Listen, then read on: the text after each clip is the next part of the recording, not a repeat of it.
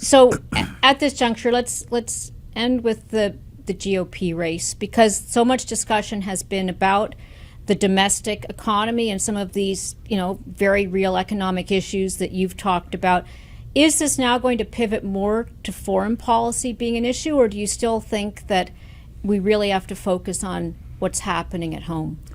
The home is the base, because if you have a strong home base, as we saw in the 1980s, and by contrast in the 70s and the 1930s, if you have a strong home base, you can have a strong, credible foreign policy, much better for the world. In the 70s, when we were weak, we couldn't cope with inflation, everything was going wrong, it seemed.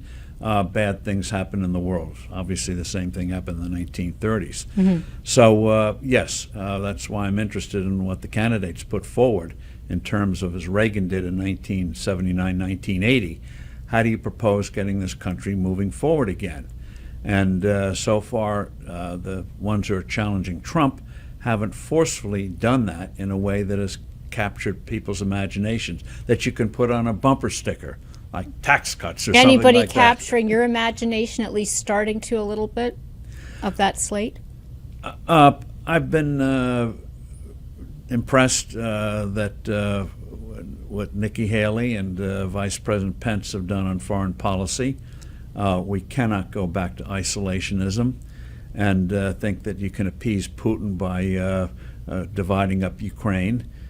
We divided up Korea, and that didn't work out very well in terms of what the North has ended up doing. So I'm impressed with those, even though his candidacy is flaming out. Vivek Ramaswamy at least understands there's a problem at the Federal Reserve and has said some nice things about the flat tax.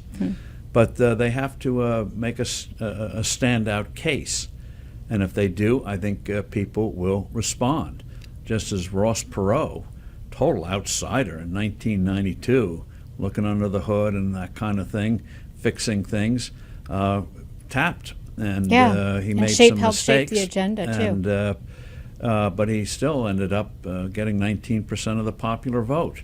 So the mood is there. People are just waiting what is going to be forcefully put and credibly put on the table.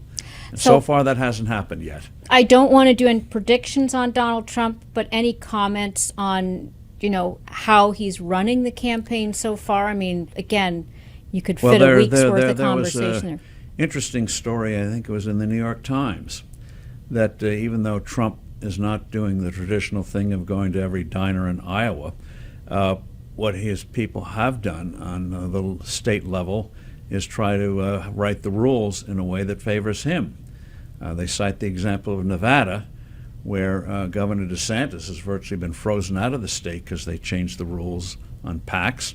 California, usually the delegates are divided by how well you do in congressional districts, but they just passed a rule, the pushing of the Trump people, that if you get 50%, you get the entire delegation, all 100%.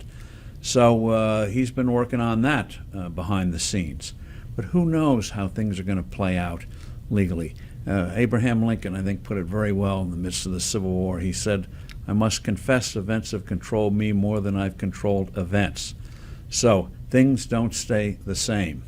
And things can happen that upend you or enhance you in a way you just cannot predict. Truer words never spoken. I look forward to